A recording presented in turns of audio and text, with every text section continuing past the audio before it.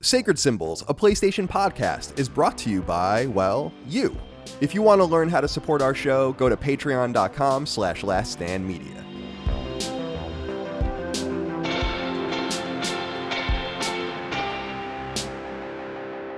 Greetings and salutations. Welcome back to Sacred Symbols, a PlayStation podcast. This is episode, I don't know, 235 maybe? Something like that. It'll be something like that. Somewhere in the mid-230s. My name is Colin Moriarty. I'm joined today by, actually, this is why everything looks weird. It's on the wrong screen. There we go. I'm joined today by Chris Raygun, who's cleaning his glasses and drinking, what are you drinking, Faygo? Out of your bottle there? No, cranberry juice. I know, I don't know why I wanted to say that. Damn. I have a 2-liter cranberry. I don't know. I'm weirdly, I haven't had cranberry juice since I was a kid, and I had it again recently. And I'm just weirdly obsessed with it. I don't know what it is about it. Now, is this the pure cranberry juice, or oftentimes it's like a cocktail? It's got some other. It's got to be a cocktail. Pure Cranberry juice is fucked. It's a bit dry. It's inedible, I would say. So you're drinking you're drinking juice. Tell me what's in it. I want to know what's in it. Let's look at it. Strontium 90. That doesn't sound good. Which I'm pretty sure is radioactive. I don't know what the fuck is in this, but it's fucking delicious. No, fair enough. So it's all a bunch of shit I can't pronounce. All matters. Well, yeah, you work out so much that you can eat whatever you want. I just got back from the gym, actually, about an hour before we're recording this. And my legs are in pain, but, whatever. Good. Good thing I sit down all the time. I love every day's leg day for me, because I like to do the high impact training on the elliptical every day at the highest resistance, 20 resistance. And my legs are just jacked. I gotta be honest with you. So I'm trying to kind of get that working around the rest of the bod with varying levels of success, mostly because I won't stop eating Entenmann's donuts, cashews, peanut butter, bread with every meal, one can of Coke a day, Pepsi actually. All those kinds of things. People knock Entenmann's, but I don't know, man. That when I was a kid, I used to those devil's food cakes, this marshmallow chocolate cakes. Yeah, dude, yeah. I would consume the entire thing in a night. Entenmann's is special, dude. I mean, Entenmann's is one rung below for me Boar's Head, where it's if you have anything to say about, I've never even heard anyone say anything bad about Boar's Head. That would be almost unfathomable, but if you did, I'd probably kill you. It would be weird for somebody to say that. Right. Entenmann's is close, where that's a New York staple. And it is, yeah. Their crumb cake is so good that the move of leaving the butter knife in the crumb cake box, so the next person can cut a piece for themselves. Yeah. That's a move. I mean, that's the move. But all right, well, it's good to be here with you today, Chris. Nice to see you. Dustin Furman, executive producer, wearing his PlayStation Christmas sweater. I have that same sweater, and it's funny. I said when we first started, when we got on here, I was going to wear that today, and I have a 311 sweater, holiday sweater that I bought. Listen, our merch shop is so good because I ordered the shit from 311 on November 22nd, and it still hasn't shipped. And I'm pretty sure anyone that's ordered anything on Black Friday, that weekend or week, it's all already in the mail. Yeah. We had hundreds of orders. What is going on? Anyway, how are you? I'm doing all right. I'm not really quite, despite the lighting change in the sweater, I don't feel like I'm in the Christmas mood. I was thinking that this morning. Now, we are recording in advance. It is December 2nd, but it's about that time. I don't like Christmas music. I've concluded that. I used to. There was once a little Dustin that enjoyed Christmas music, and there's still a couple songs here and there that I like, but I've concluded now that I've dealt with this last few years. I'm not into it. Can't do the Christmas music anymore. Especially the modern Christmas music that you hear that just sounds like almost. I told Holly it sounds like Disney Channel music. Yeah, it's like Michael Bublé singing something. It's I can't do it. I don't know. The best Christmas song, objectively, I think, is "Setting the Trap" from Home Alone. I think that's objectively that Carol score. of the Bells.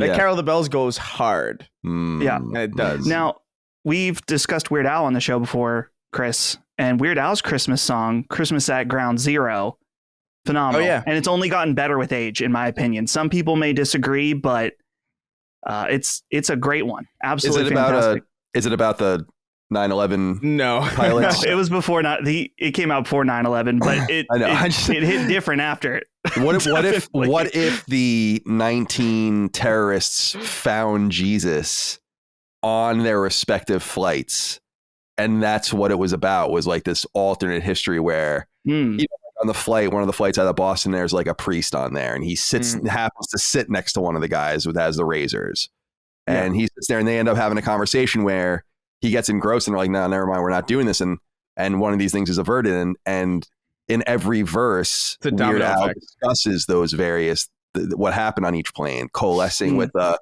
chorus at the end that brings it all together. Wow, that's how I envision it. A different world. Yeah, I feel like that's a little bit out of his wheelhouse, but Indeed. Okay. Well, it's good to be here with you boys, and thank you all out there for being with us. As indicated by the fact that I don't even know what episode number this is when we're recording it. We're recording this early, not that early, but we recorded this a few weeks ago from when you're hearing it. As always, we like to have episodes going all year, every day that we're supposed to publish. So Sacred Symbols never misses, Sacred Symbols Plus never misses, our Xbox podcast, Defining Duke, and so on and so forth. Knockback has taken a break for the first time ever this particular month in its 5-year, almost 6-year run. So these episodes are things we put in the can so that you have something to listen to while you're out there. A lot of you still work over Christmas. You have your things to do. You're still bored. Some of you still hate your wives. Some of you still hate your kids. Some of you have to drive those kids to soccer practice. Some of them hear things on this show they shouldn't be hearing. So I don't know if this is going to be one of those episodes, but we appreciate your guys' love and support. We don't want to miss over these holidays. And so we always try to do, and I think we've done this since the very beginning of the show, we do 2 episodes that we kind of put in the can. One is our most anticipated games, which we've already recorded, although I don't know if that's gone live yet. I really have no idea what's going on right now. And then we also do our favorite PlayStation moments of the certain year that has just passed. So this will be our favorite PlayStation moments of 2022. And just to give people a little bit of a reminder, each of us will discuss 5 things that have happened within PlayStation's ecosystem in the last 12 months that we think is relevant or interesting or important, fun, bad, sad, whatever it might be. And the only rule is that it has to revolve either around PlayStation, a PlayStation studio or product, or a studio or a game or whatever that would be found on PlayStation. So I think you guys understand the rules there. And we'll go one by one. We'll go around the horn. I want to start off strong, Dustin, with you, since you're wearing the Sacred Symbols sweater. I feel like you bring a lot of positive energy, a lot of Christmas energy, a lot of Christmas spirit. I've been watching that show, Ancient Apocalypse. Have you guys been watching this? Dude, yes. I'm watching it too, dude. What is that? It's on Netflix. It's like fucking awesome. Bro, I don't even know why I brought this up, but because of Christmas, because they often talk about the solstices and stuff. Yeah. It's this 8-part series by Graham Hancock, I think his name is, who's like considered kind of a pseudo archaeologist and scientist in a lot of places. But his basic argument is that human civilization was organized during or around the end of the Ice Age, or perhaps before that, as opposed to coming out of the Ice Age and then discovering animal husbandry and discovering agriculture and all that. And he finds all this evidence around the earth, and it's fucking crazy, dude. I'm watching this show like feeling like I'm 1 inch away from the TV screen. Like, dude, wait, it's insane. I keep going like, wait, what? There was that one thing in the road in the Bahamas. I just watched the episode. Yeah. Where I was like, dude, that is obviously a road of some sort. Like, obviously. Why isn't anyone talking about this? Why isn't anyone talking about it? Dude, anyway, I don't know how we got down on that tangent. Chris, you got to check it out. Yeah, check it out. It's on Netflix. What's it called? Yeah, it's a Netflix series. Yeah, Ancient. It's probably one of the top. If you look at their top 10, it's probably in there. Right. Yeah, I'll give it a shot. I just couldn't believe it because I've read that guy in the past because he did that book, Fingerprints of the Gods, which is I've always wanted to read, but is considered pseudoscience. But it seems like what's happening is that he's kind of right about a lot of things. That's what I like about. Is this an Ancient Aliens type? No. It doesn't come. Well, at least it hasn't come up yet. I'm 7 of 8 episodes in. It's not about that. He's basically making an argument that there was an Ice Age era advanced civilization on par with what you would have seen with the Aztecs or maybe the Greeks or the Phoenicians, whatever. That's what he's arguing. And that's just a massive quantum leap forward because it suggests that there was this period of loss. And we often go back and look at the Dark Ages in quotes, the medieval ages up to the Renaissance as this kind of era, although it's really overstated of lost knowledge, people not really learning. I mean, that's kind of overstated, but it goes to show that this could have happened where his whole suggestion is we actually had this complex understanding of stars and math, geometry, all these things. And then it just went away. And he says that, I don't even know why we're talking about this, but it's all based on this flood mythology, like that all these different places have the same symbols, suggesting that the knowledge might have come from the same source. So like the Aztecs and the Egyptians and the Phoenicians and all these, and their focus on snakes and their focus on Sirius, the star Sirius, and all these different things suggest that anyway. And I don't know why I started talking about that. It was because pointing out. Yeah, I'm sorry. Go ahead. It's worth pointing out that because it's not like this is what happened. This is what you should believe. His thing is always just like, hey, look at this evidence that suggests something. No one's looking into this because it's against the current narrative. Dude, that thing in Thailand or wherever it was, where it was, I was like, it was like a temple, but and they were like, oh, that was naturally made. Yeah, they know there's a chamber in it, and no one's looked at it. No one's looked at it. I mean, that's interesting. It's crazy, dude. It's crazy. Would be surprising. I mean, like, what was it like? It takes a surprisingly minimal amount of time for nature to kind of like completely overtake any amount of civilization after a certain amount of time that's not spent upkeeping it. Right. Exactly. Yeah. And I can believe something like that. That wouldn't. It's crazy. Yeah, it's crazy. And his whole argument too is that a lot of it has to do with water level. That during this period, and this is where the flood mythology and everything comes in, and what they call the Younger Dryas, which was like this geologic period that was like really brief, where the temperature went way up. And he was saying that a lot of the shit's just underwater, and this might be where Atlantis comes from, and that's kind of like where it gets a little weird. But Plato talked about Atlantis, and we believe Plato and a lot of what he said. I don't know. Just throwing it out there. Good holiday view. Get your most evangelical family members to watch it with you. They'll love it. Right. The 7-day creationists. They'll be into it. All right. Wow. That was a good tangent. I appreciate that. It was a good tangent. Highly recommended. Okay. But on that note, Dustin, I wanted to leave it to you. So we'll go one by one. There's no order. We made sure we do know what each other's things were just to make sure that we weren't selecting the same thing. But I'll let you take it from here. You know what to do. So yeah, like you said, Colin, this is not in a particular order, but I'm going to say this is probably the biggest one overall on my list. I wrote Rockstar eats shit twice, same year. GTA, the trilogy, GTA 6 leaks all over the place. GTA trilogy was this year, right? I just saying that out loud. No, that was actually last Christmas. Was it actually? But remember it came out in December. So you can just say Rockstar GTA 6.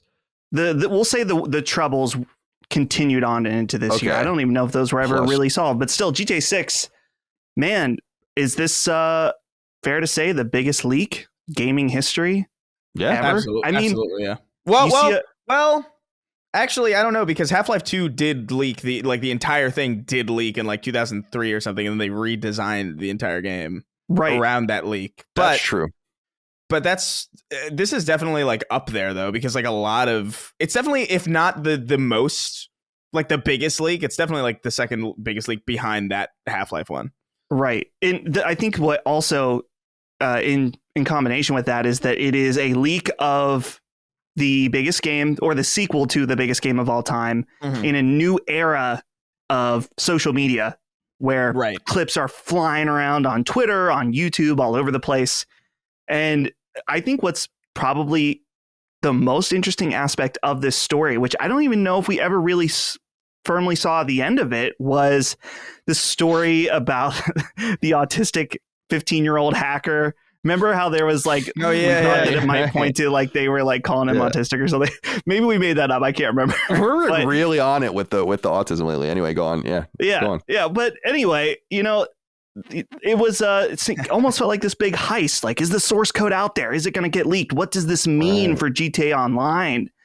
And just quite an exciting story. And a very interesting glimpse into GTA 6, which in its very early state sounds very promising. I like that main character. Shout out to the big booty Latinas. Oh yeah, definitely, dude. Once again, people were so weird about that leak. It's like it looks unfinished, and it's like it Shut is. the fuck up. Yeah, and it looks. And by the way, unfinished. And by the way, as unfinished as it is, like this far before, it looks like better quality than a lot of stuff that comes out. You know what I mean? Like it looked a lot more finished than like the current build, or not the current build, but that version of GTA 6 looked way better than Saints Row to me. You know what I mean? Like even graphically, despite the fact that it was unfinished. So like people were being weird about that game. Yeah, I agree. And just to the big booty Latina character, or one of the protagonists, they know exactly what they're doing with this. Oh, I mean, this character, if this character comes out like this, is going to be iconic. I'm telling you right now, it's going to become an iconic video game character. No doubt about it. Yeah. No doubt. Because I will say that though CJ and Roman and all these different characters and Tommy Vercetti, like they've become iconic in their own way, but not to the Mario level, like not to a classic cross cultural reference. I think CJ is the closest because of that meme, where it's like, here we go again. Oh shit. But I feel like this is a character people are going to know. I just have that feeling. It just seems like it's all coming together. So I'm sorry, go ahead. I was gonna say, remember, Colin, how there was rumors about a female lead and people were concerned, is Rockstar going woke? And now they saw that character. Can't have women. They saw that character. Crickets. Yeah, that shit is so horseshoe theory. That shit is so horseshoe theory. It's insane. It's like so that whole premise of just like there's a woman in it, so it's woke is so outstanding, and it's so common too. Like it's not even like it's not. You'd think it's like these subcultures, but it's like all over the internet. It's like really surprising and depressing. Well, it's like when people talk about race or gender in some way, they think they're being progressive, but then just come off as racist or sexist. It's like it is some sort of full on thing. So I'm amped about the female character, and as far as I understand, it's going to be a kind of a small hodgepodge of characters they play as, not unlike GTA 5.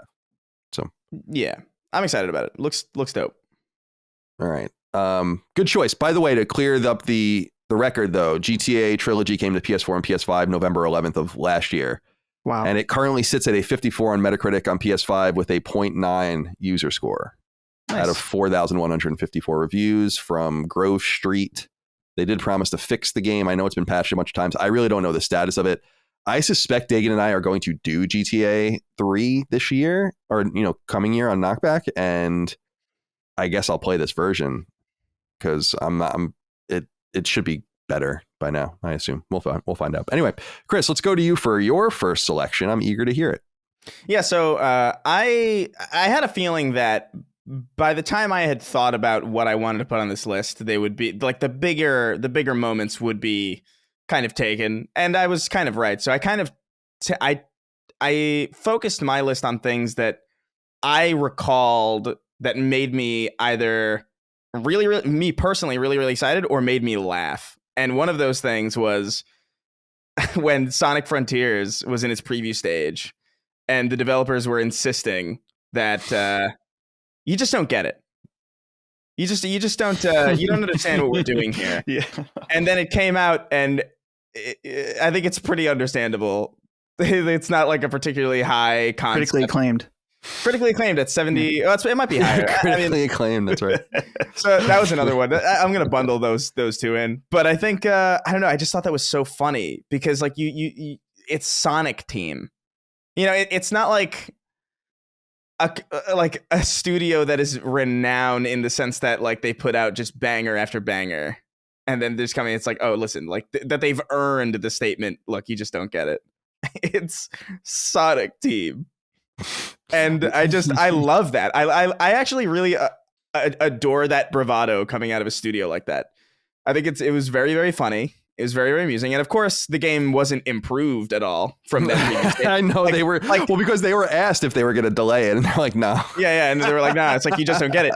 And a lot of the complaints in the preview window were the pop-in, and then they were like, oh, you just don't get it. And I was like, is there a grand design about the pop? Is that like intentional? And it's like, no, it just doesn't run well.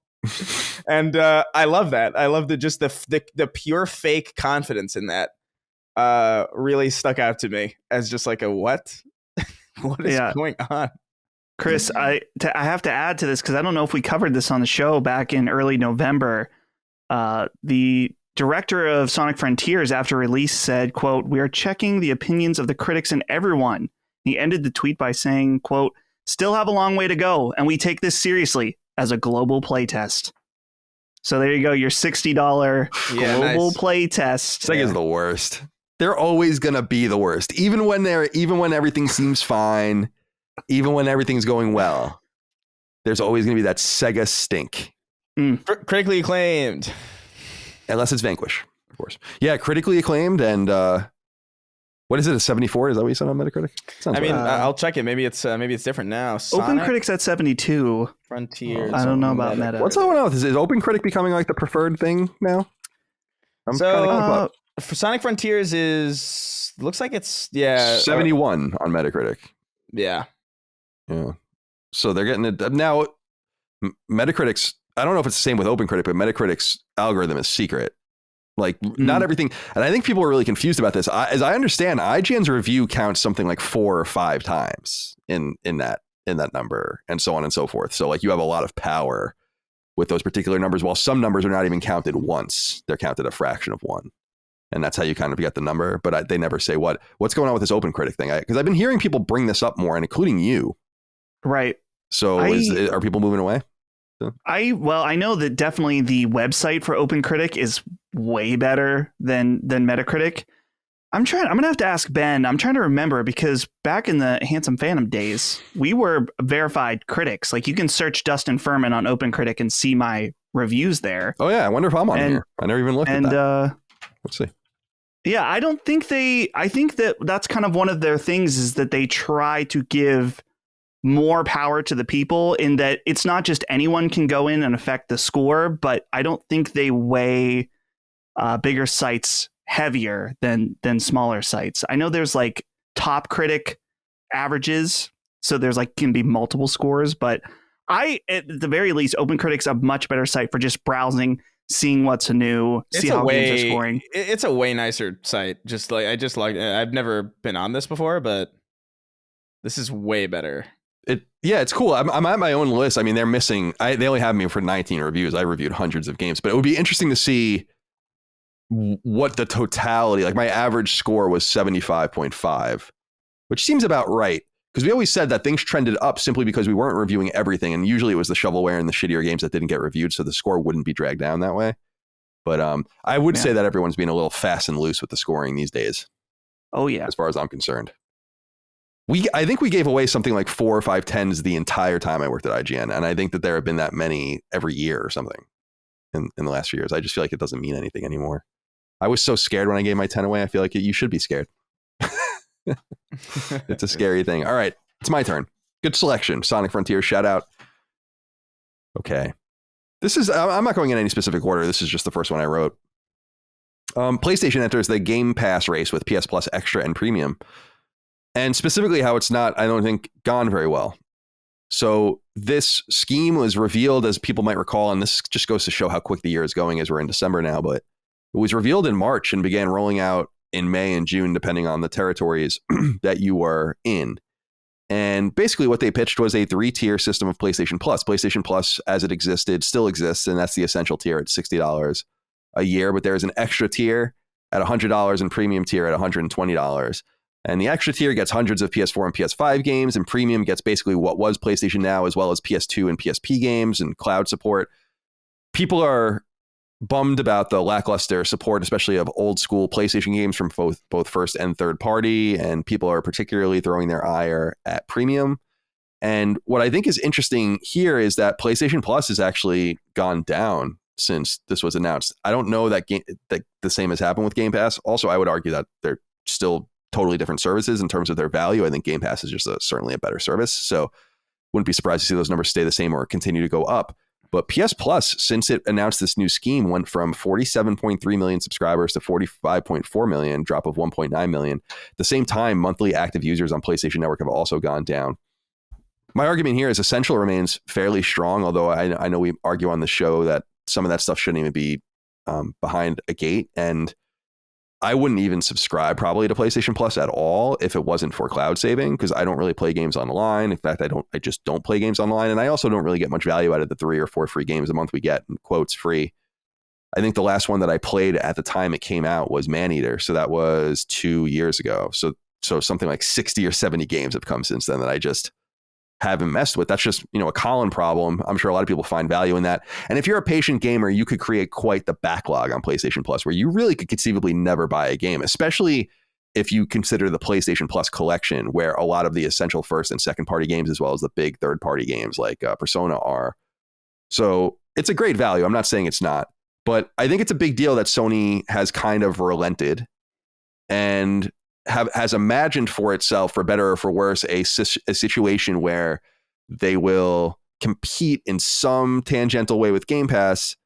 And they're even getting some games day and date like Shadow Warrior 3 and others. So not huge games, but some products nonetheless. I think Deep Rock Galactic or whatever that game was called is, which is pretty big.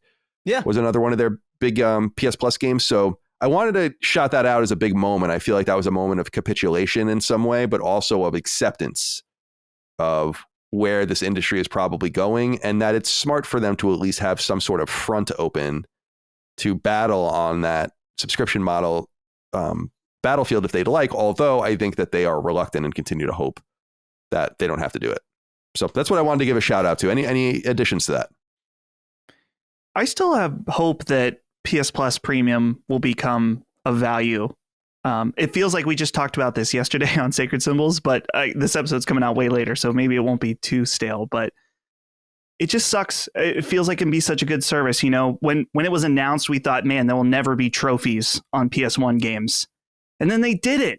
And it was such an exciting moment, such a great launch lineup with Ape Escape and Wild Arms, and it really made me excited. Tekken 2. Yeah, it was awesome. Yeah. I platinumed Wild Arms. I actually took the time to even go through and play it. Very exciting.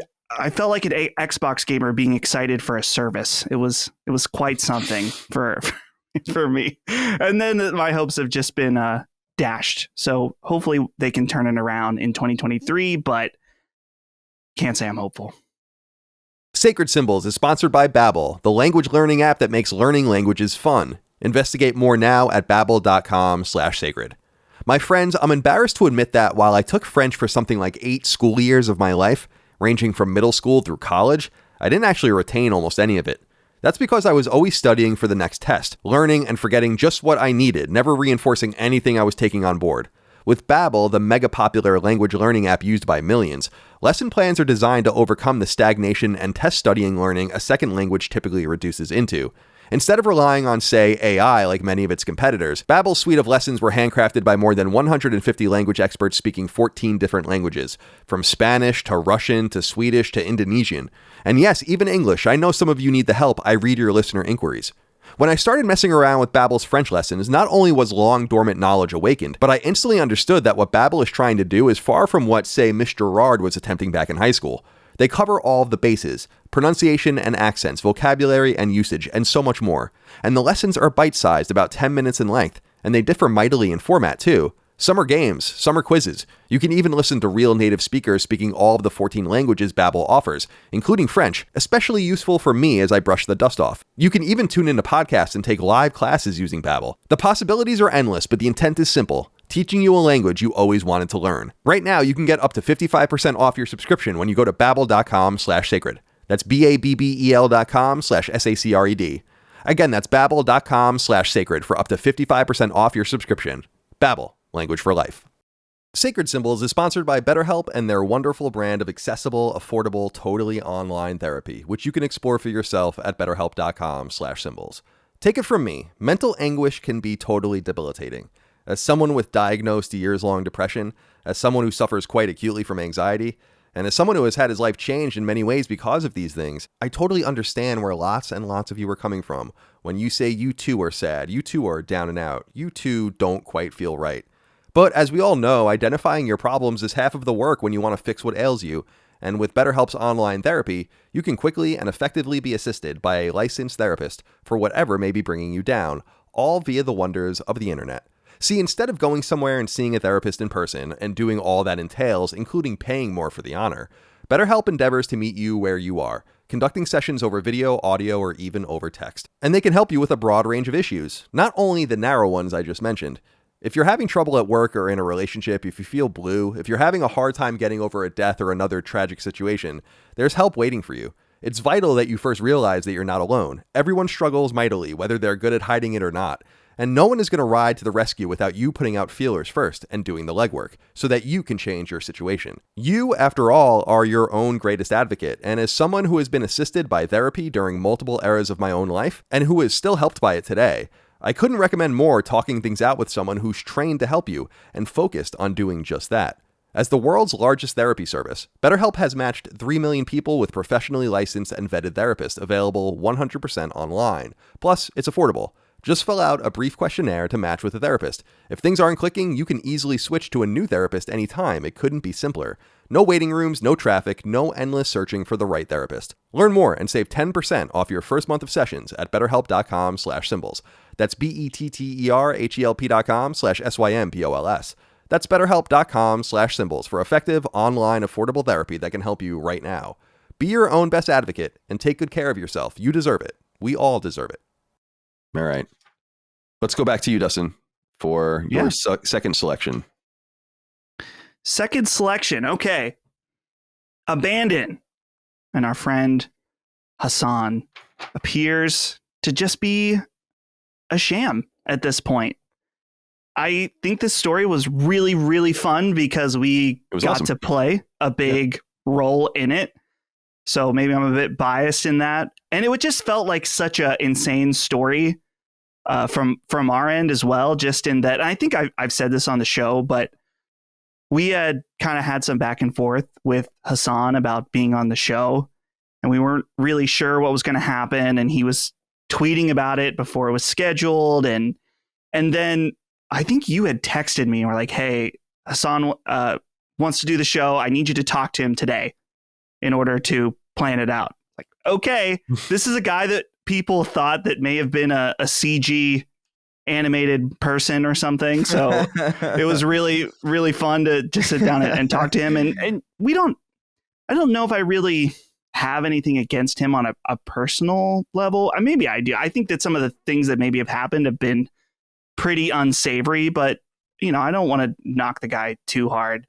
But I don't know. This story is pretty much dead at this point after our reporting in Colin's interview, just in that there were just too many loose ends and appears to be too many situations where Hassan had maybe said things that he shouldn't have or gave people the wrong idea and just kind of lost all anyone's confidence in him at all to really deliver anything of note. And so while it seems the story is over, I'm always interested if he has something else to say. Yeah, I don't know. I think I would have him back on the show, but it would be a much more adversarial conversation, I think, because he was clearly, I don't want to say clearly. I mean, it was obvious to me that he was lying or unfamiliar about certain things or unable to answer certain things, misleading when I talked to him. And I think it's fairly obvious that there's not anything here at all. I mean, there might have been something vaguely at some point. I just think it's weird to make a lot of claims. Who's paying for your game? How are you getting all these contractors? Like, I was all over this dude. And I'm proud of that. Like you said, I'm proud that I was so surprised why people weren't. And I kept saying, if someone can just ask him these questions, please. So then I just did it myself and learned that he couldn't answer a lot of them. So that comes off to me as being dishonest in some way. Yeah. And I think, and so I hear what you're saying. I don't know him personally. He could be a very nice person or whatever, but it comes off as con man shit, frankly. And that to me is really interesting, and it goes deep. Because this thing is a one of a kind. It still is a one of a kind thing where no one's ever done anything like this. No, you can't just get a PlayStation blog post. They ignore most people that want to post on there. They're very deliberate, especially these days, about what they want to promote. There's a lot of weird shit there's still a lot of weird stuff about this. But I think a lot of it is just focused.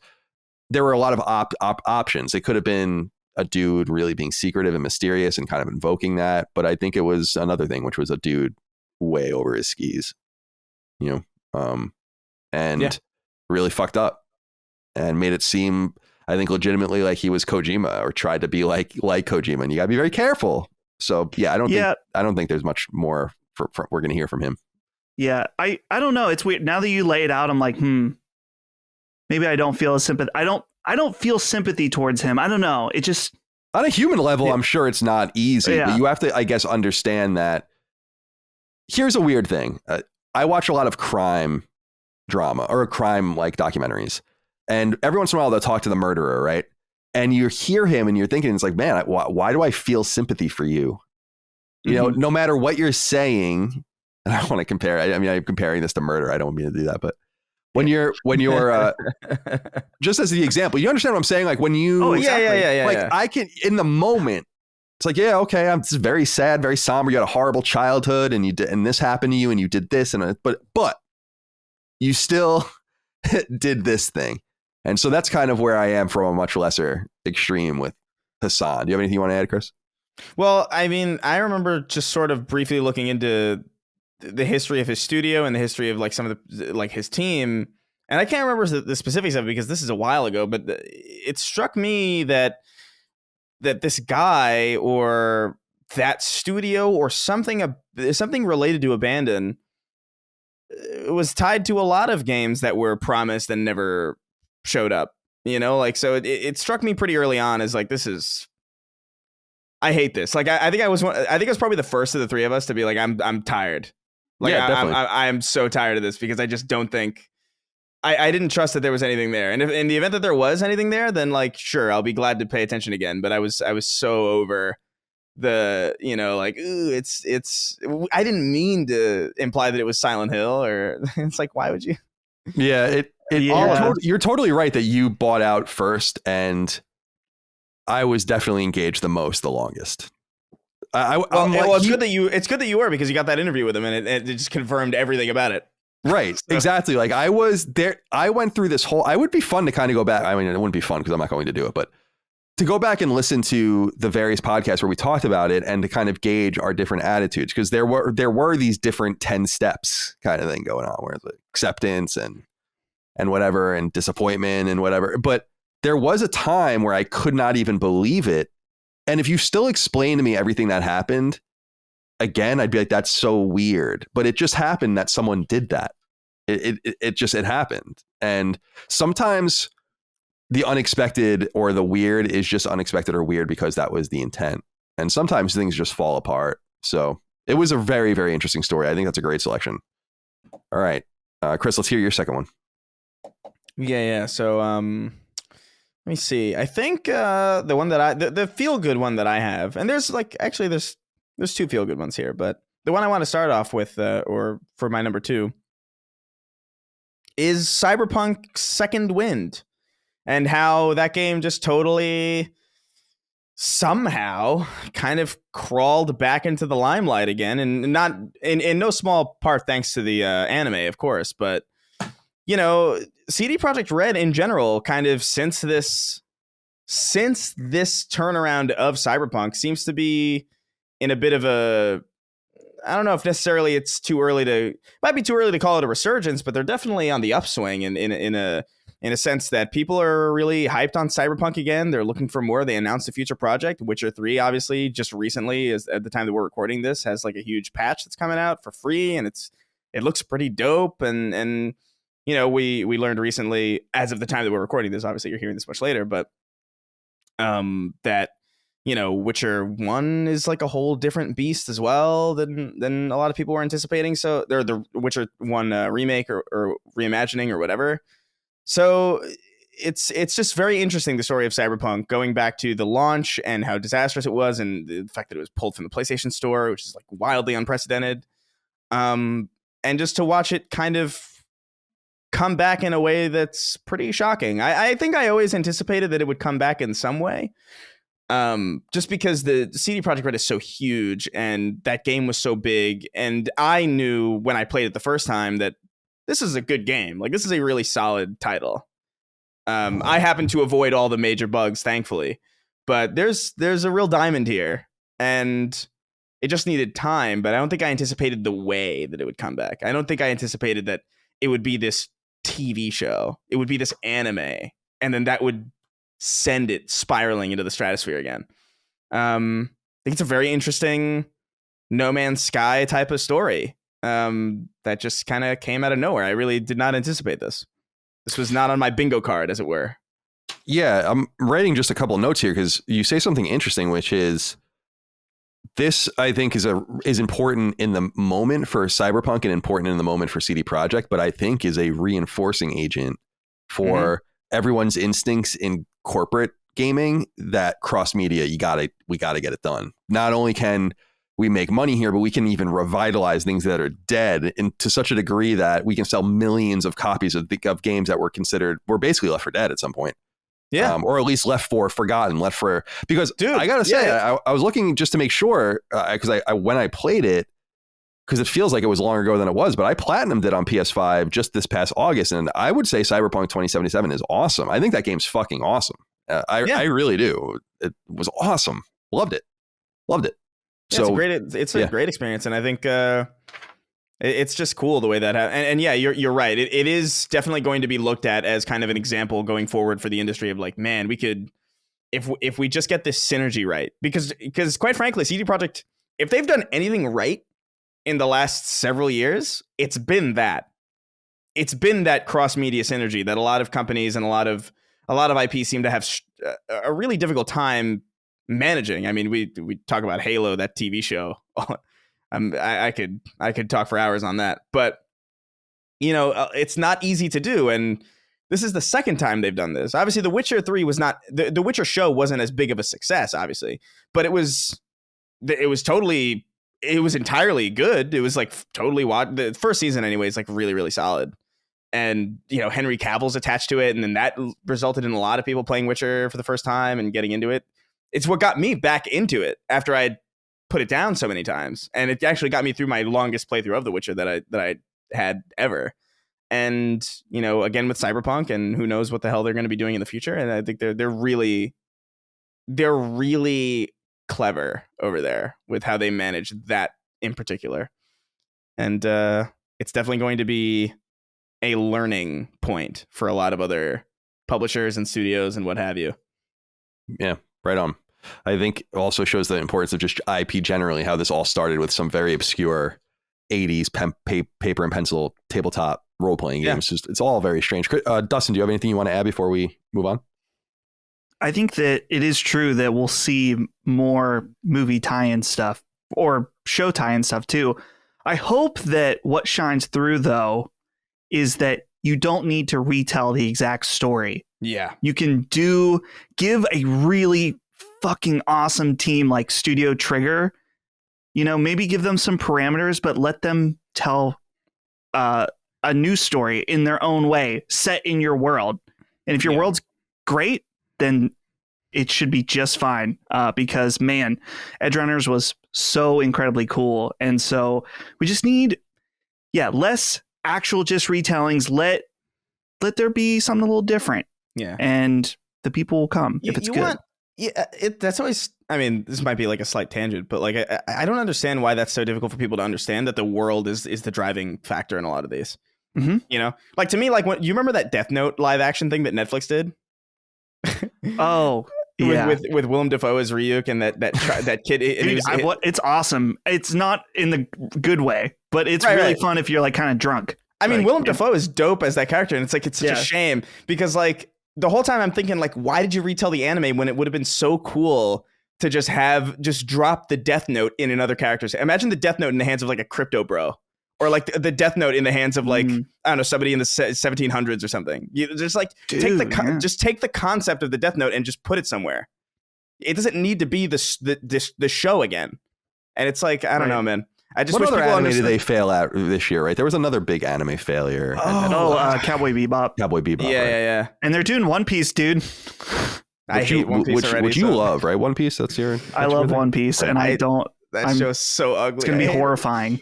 A rubber man is just gonna be. I forgot about Cowboy. You know what's sad about Cowboy Bebop too? That's another example of just like I was watching that show and I was like, this would be really good if it wasn't Cowboy Bebop. Because I actually thought the style of it was really cool, but it just was not. It would be like if. I'm not gonna say that. Never mind. Okay. All right. We'll move on. We'll keep that in, but we'll move on. Yeah. All right. My second selection, again, in no specific order, is Square Enix sheds all of its Western weight.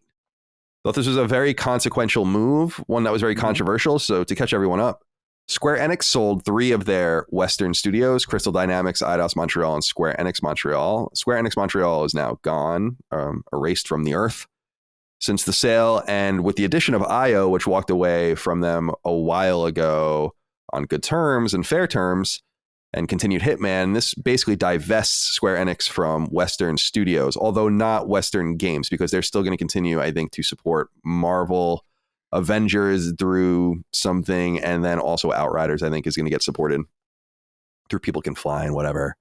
But Embracer Group was the purchaser, and the price was low, $300 million. This was actually shockingly low. And I think indicated that this was more of a fire sale and trying to shed weight, especially weight that was not bringing in money for the parent company. And the IP that was also brought over include Tomb Raider, Thief, Deus Ex, Legacy of Kain, and more. So a lot of IP there. And so where it gets controversial and interesting is, what is Square Enix doing? And I think there are basically only 2 ways to look at it, although I'm sure a third or a fourth or a fifth way could be possible, which is either they're trying to really hone in on what they're good at and what they're known for, which are their Japanese games, with some exceptions. They found a little success, say, with Outriders. They might want to continue with that. A few other things, bits and bobs.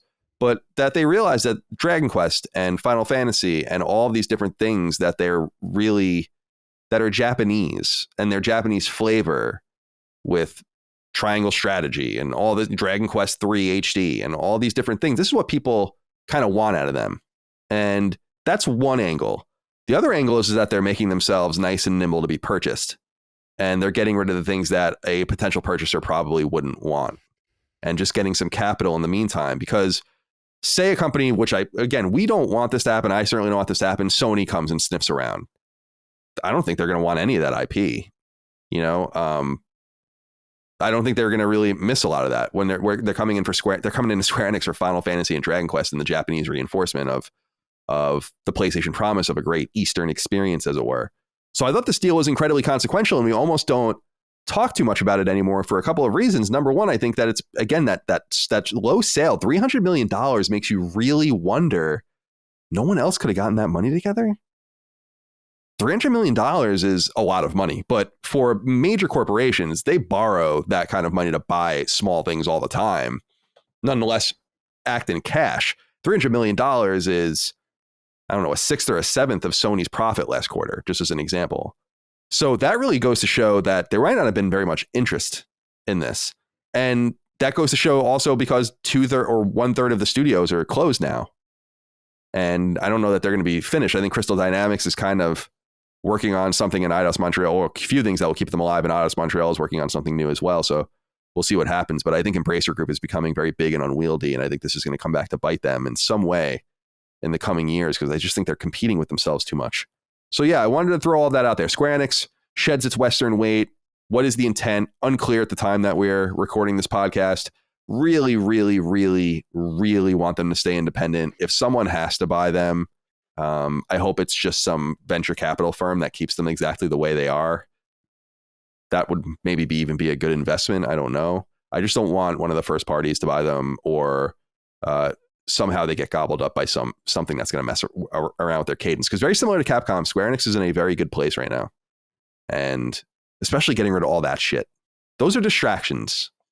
Tomb Raider, it's like, it's fine, but you make Final Fantasy. You don't have to worry about that. Give us what we want from you. So shout out to them. Anyone have anything to add to this? Yeah, I wonder if there's another possibility instead of a acquisition, by either a hopefully not a Chinese company, but like you said, some other firm or whatever. What about a merger? Do you think this is possible? We've seen obviously Square, Soft, and Enix merge. That was just 20 years ago last week from when we were recording this. So yeah, could we see a Square Enix Sega, a Square Enix Capcom, something like that? I want it to be Square Enix I want it to be Square Enix, Koei Tecmo, Bandai Namco. Oh, I want them all to get together, and I want that to be the name. It's like Sterling Cooper, Draper Price on Mad Men. That's exactly right.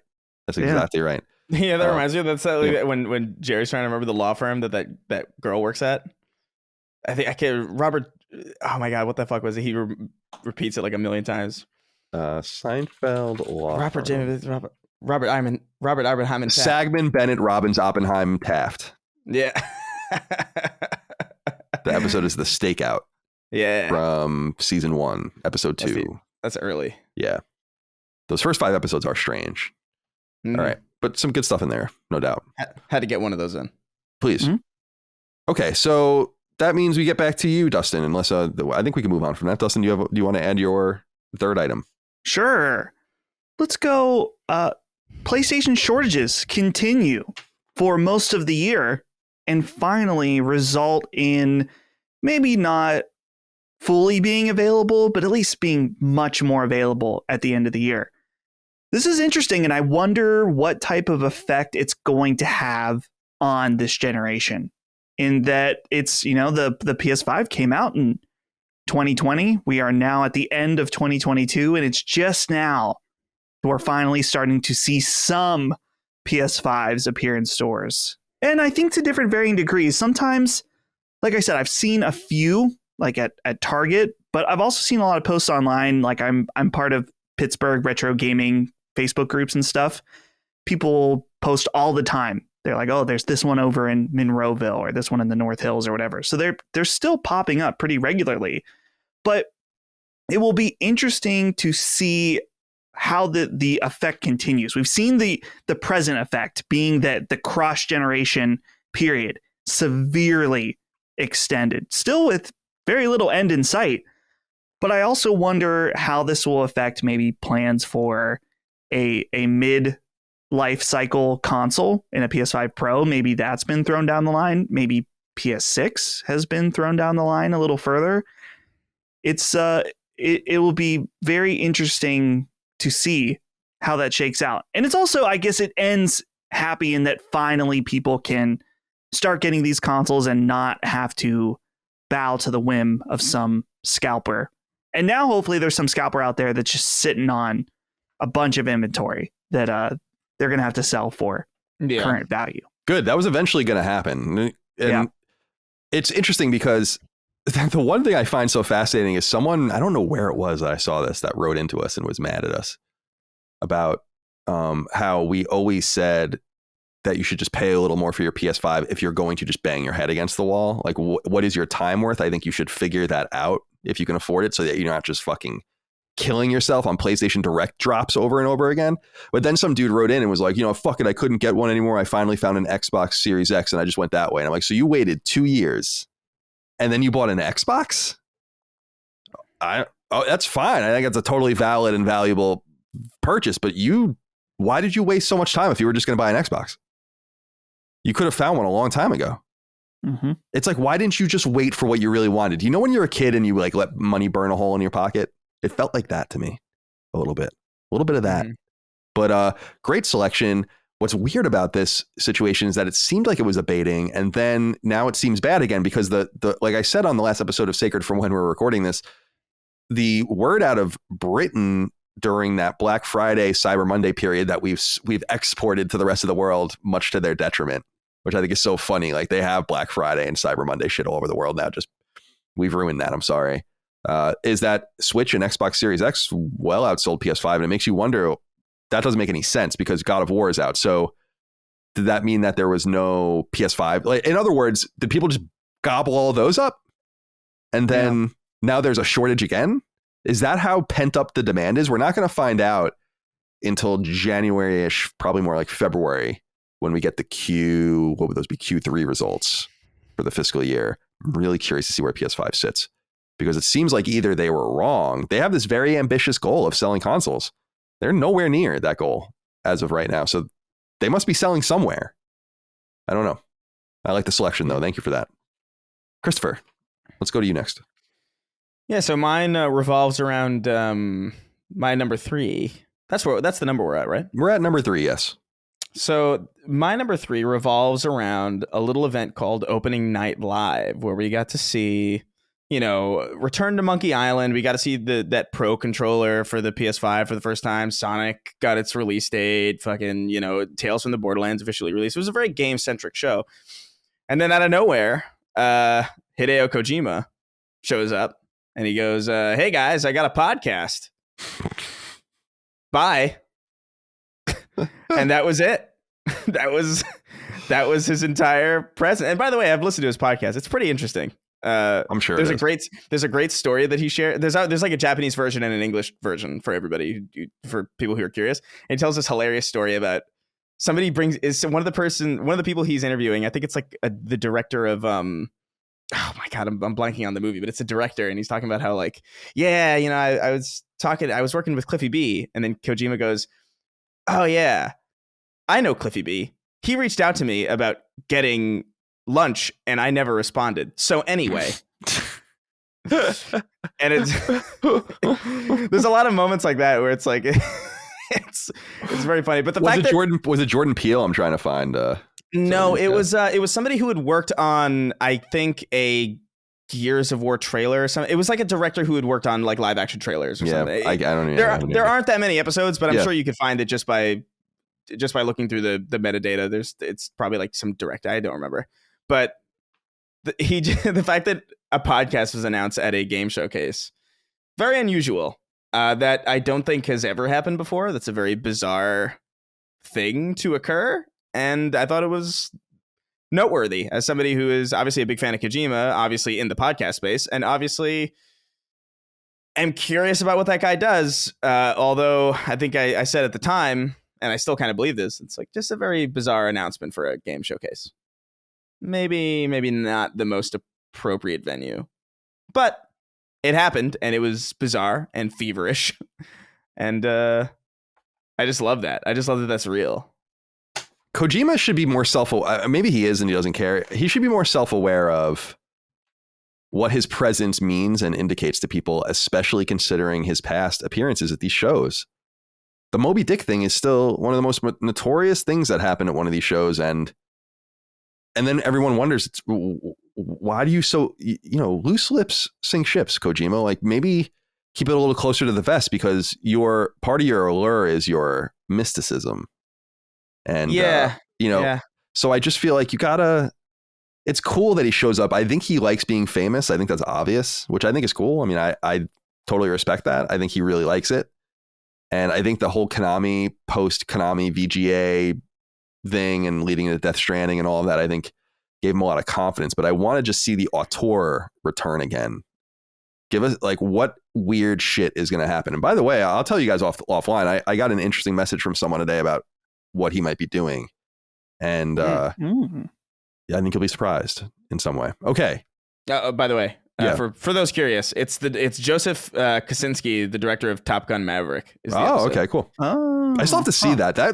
The highest compliment I heard about that movie is that it's totally apolitical. Like, it doesn't identify even the enemy, as far as I know, which is fascinating. Isn't that fascinating? Yeah, I was curious about it. I never ended up seeing it because I didn't like the original Top Gun, to be honest. Like, really? I know that's probably like it's a little campy. I don't know. Not that there's anything wrong with it. I always loved Sundown. He was my favorite because he had the coolest helmet. He had like the helmet with the red stripes on it with like orange. Anyway, yeah, I heard it was better than the original though by a lot of people. So like maybe I should just check it out. I believe that, and yeah, I would like to. I believe that too. I would like to see it. Dagan and I covered it not too long ago, so I had watched it maybe a year ago in full for the first time in a long time, and there's a lot to love about it, but it is a strange movie in a lot of ways too. All right, it's on to me then. I think 1, 2, 3, 1. Yep, it's me. Okay. PlayStation buys Haven. I wanted to point this one out. PlayStation has made quite a few acquisitions. They've really ramped up after quite a bit of silence. I mean, between 2011 and 2019, they didn't buy anything. And then in 2019, they bought Insomniac, but then they went quiet again. But then beginning in 2021, they started purchasing a lot of things. Bluepoint and Firesprite, which their satellite studio Fabric came along with that, and Housemarque and Nixes and Valkyrie. But the one that stood out to me and still stands out to me the most is Haven, because this was the first acquisition that they made that I would argue is both inorganic and its utility is still unknown, although we can read into what the intent is. So what I always say about Sony is that they've had a very organic way of absorbing studios. Outside of kind of what went on with what became Studio Liverpool around the time PlayStation was founded in the early 90s, Sony has always purchased studios that it has worked with first and usually has some sort of IP investment with. So this is what happened with Guerrilla. This is what happened, of course, with Naughty Dog and others. And then they found some of the studios that they're well known for. So like Polyphony is basically founded out of the origin or out of the scraps of a studio called Polly's, and San Diego Studio is from the scraps of 989, and Santa Monica Studio was this organic creation. So they've always had this cadence that's been very predictable. So that's why you were always able to kind of predict who they were going to buy. When they bought Sucker Punch after Infamous 2 came out, no one was surprised by that.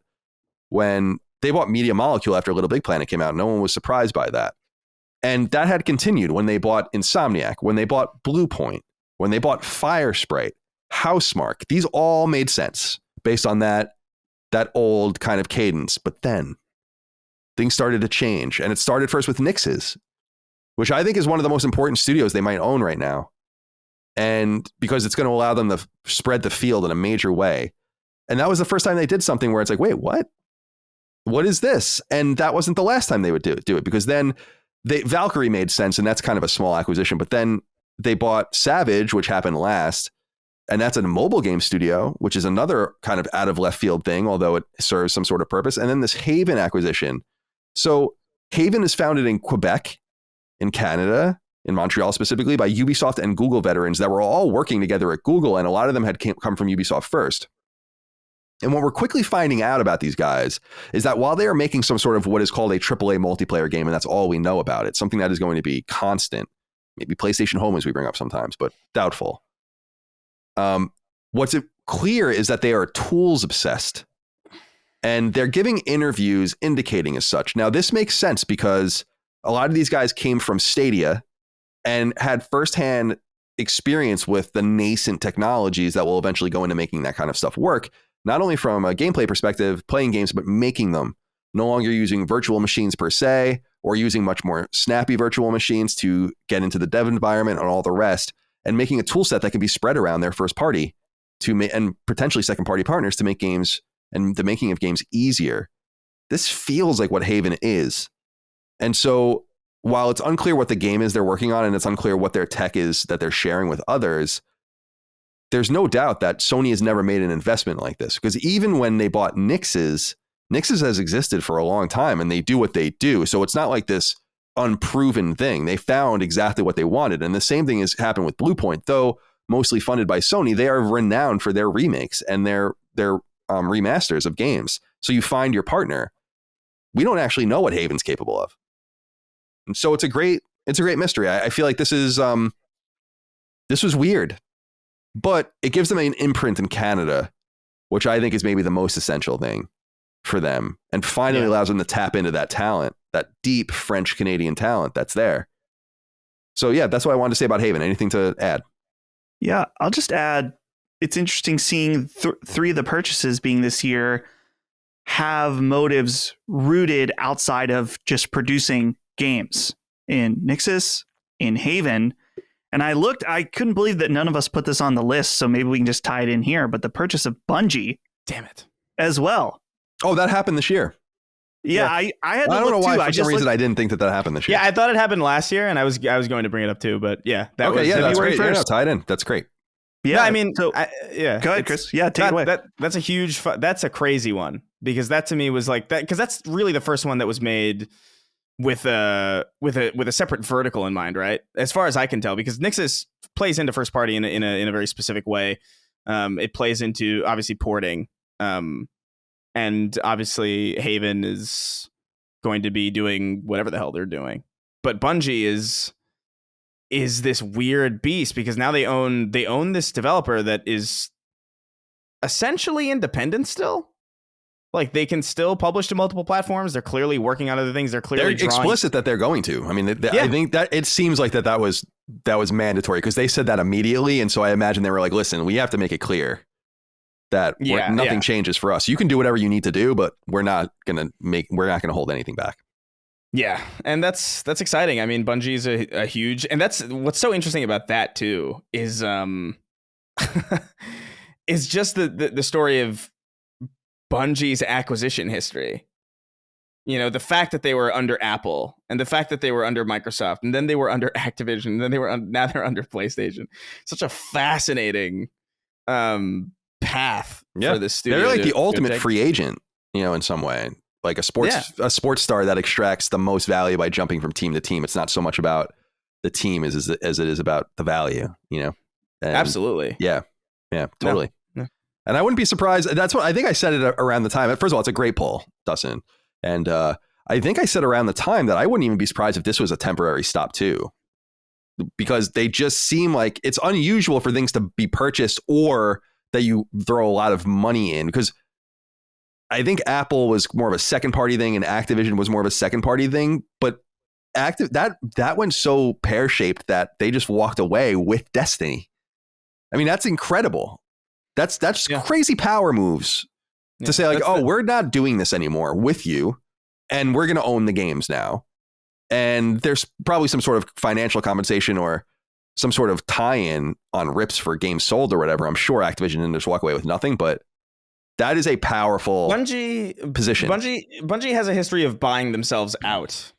Because that's what they did with Halo as well. They essentially bought themselves out of their contract with the stipulation that they would make 2 more games after 3, and then that was where ODST. Right, because they made those games as an independent studio, right? They made ODST and Reach as an independent agent, as a fulfillment of a contract, basically. 1, 2, and 3 were I think 3 might be a little bit muddy because that's kind of in that independence territory. I think they made Halo 3 while independent, but that was still kind of like... Yeah, they were gone out of Microsoft by 2007, and that's around Halo 3, right? Halo 3 would be the next year. Halo 3 is 2007. Right, 2007, right. So they built it under Microsoft, but I think they launched it independently, which is kind of a muddy situation. But ODST and Reach were independent, and then they bought themselves out of that contract, and then they went. And I there's not a lot of details about how Bungie left Activision, actually, which is like, I imagine that in the years that go by, we'll kind of get a little bit more information on that, as obviously happens with everything. We just, as time gets further along, we just tend to come across more information about things that aren't just necessarily all that relevant anymore. But I would imagine that it's something of a buyout. Like, it's very rare that a studio gets to walk away with the IP like that. I the only thing that comes to mind, I think, is Hitman. I think where IO. What is it? IO walked away with Hitman from Square. Yeah, I'm reading here to clear things up that Destiny, I guess Bungie always retained Destiny, so that those were just publishing rights issues, which is easier to navigate. Oh, that makes sense. So that's a little easier to understand. What's interesting is them leaving and then doing those games as part of the buyout. I'm trying to get a little more information here, but that's. Yeah, it'll be clear. It'll be clear in the years that come by, as people get a little bit more loose-lipped and care less. Yeah, it's funny. From 2007 to 2022, they were technically independent, and they are still independent. I think what's so cool about the acquisition, and Dustin, I'll throw it to you if you have anything you want to wrap up with, is it's hopefully a sign of things to come if Sony gets involved with what I would say would be $1+ billion enterprises. So, if you're buying a studio, almost no studio is worth more than $1 billion in the world. Bungie happens to be one of those studios. But everything underneath that, like if you imagine they would have bought Quantic Dream or something, Quantic Dream would have been folded into PlayStation Studios and become a first-party team. This is hopefully a sign that when you're getting involved in bigger operations, now we're talking about Koei Tecmo or Square Enix or what are these other things, these pie-in-the-sky things, that they will leave them alone. That if Sony does buy Square Enix, which is possible, I guess that the hope is that they would just be like, we're just leaving you alone. We just want the value. We don't. But that does call into question this notion of what the purpose would be of buying the cow when you get the milk. And it goes into this idea of this twofold idea I have of what happens if the Activision deal goes through or when the Activision deal goes through. Does Sony retaliate in a major way? Is that part of the plan? Is that already in the works even? To say like if this deal goes through, are we going to actually get nuts with it? You want to get nuts? Let's get nuts. Like George going out to introduce, Susan's parents. The house in the Hamptons. Pete. Yeah. So anywhere he has two solariums in his house. 2 solariums. So I just wanted to throw that out there as well. Like I feel there's a lot because people are often talking or recently talking about now that the deal with Activision, as of the time we're talking, seems to be a little bit in question, at least in its current parameters. What happened? Like, are we going to get mad Microsoft where they're like, fuck it, we're buying everyone. Like we're going to go after a bunch of smaller companies.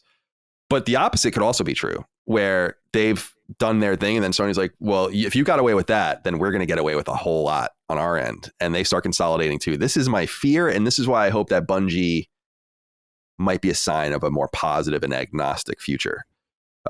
Dustin, what do you think? Yeah. Well, and I think something that's definitely worth considering too. Right now we think of Bungie and Destiny, but they also created one of the biggest IPs of all time with Halo. Ironically, it's so funny to think about that. The make creators of Halo now owned by PlayStation, but they have something else in the works. Marathon. That maybe PlayStation sees the writing on the walls and says, this is going to be the next big shooter. Maybe this is their Call of Duty that may eventually need if they don't have it anymore. And so they understand this is a situation where if they want it to be as big as possible, if they want to get a rip on every copy sold, whether it's on PlayStation or, well, they'll get 100% there, but if they on PC or on Xbox, then they need to keep Bungie separate because they have a good feeling about whatever's next. I think that's a huge part of it. I don't know when that game is getting revealed, whenever, but that's so exciting to me. Obviously, I love Destiny. It's been a great almost decade now with Destiny, but I want to see Bungie unleashed once again. 2025 apparently is the year that we'll see that game. It's going to be exciting. That's Marathon. That's rumored to be an extraction shooter, which is a very canny move because that is a lot of people who are paying attention in the industry are betting on this being the next big kind of trend after Battle Royale. Like I think a lot of people were expecting Warzone 2 to launch in a bigger way than it did. I mean, Warzone 2 is unquestionably still very, very popular, but definitely didn't make the splash that initial Warzone did. And a lot of people are theorizing kind of the downfall of BR in the wake of, things like Tarkov and even DMZ in Modern Warfare, which is like this extraction mode. And if Bungie could pull off an extraction shooter, and I have no reason to believe that they couldn't, that's gonna be huge. Very interesting. Like, I think I'm really stoked about the future of Destiny, of Bungie in general. Curious what they do. All right, who are we moving on to here? I guess Dustin, it's up to you now to continue. It's up to me. Okay, I'll go with the more negative one, and then to the positive one for me. And that would be that PlayStation's rapid expansion into film and TV more than ever this year. Obviously, we saw the fruits of some of the things we had talked about for a while, being the Uncharted movie in particular. And even though it's not coming out this year, we finally got our first real glimpse into The Last of Us show. But in addition to that, the amount of announcements, I have a list up here from Push Square. In the pipeline, we have, of course, Last of Us, Twisted Metal, Ghost of Tsushima, a live action movie, God of War as a TV show, Horizon as a TV show, and even Gran Turismo getting a movie. Right. And it's a lot of mixed feelings now at this point. Obviously, we've been very negative on the show about this rapid expansion into cross media. But, Uncharted, while it wasn't necessarily what we wanted or as good as the potential, it was all right. I thought it was pretty good. I thought it was pretty good. Surprising. Yeah. The Last of Us looks really promising, even though it is just a retelling. It's looking like it's going to be pretty good. Twisted Metal, we talked about it. It sounds like it could be good. These other ones, I don't know. They seem so far off, it's hard to even say. But either way, it's clear PlayStation's not fucking around with this. They are really, really doubling down. We will see how it works out for them. It almost feels like potentially getting stretched a little thin. And especially if some of these come out and they start to be stinkers, you got to wonder if they're going to revert course. But for now, Jim Ryan is all about being at the box office. Yeah, it is weird how the Uncharted movie, I guess it's just unfortunate because you got to call it what it is, honestly, which is inoffensive at the very least. Was inoffensive, and I think they looked at that and thought, "Oh yeah."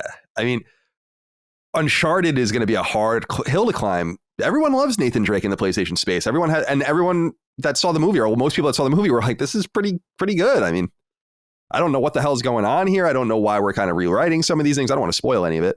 The ending I thought was very cool. I thought the ending was very, very cool, like the stitch, like the stinger. But to me, they probably look at that and like, man, we toppled one of the great games that we would have had a hard time doing. God of War, if you ever did God of War, it's just going to be some dude. I mean, I don't think it's going to work. It's not, you can make someone look like Kratos, but replicating Nolan North is going to be a difficult thing. So I think that just the order that they went in was very bold and could have really exploded the entire thing from the get-go. And I think that they are fortunate.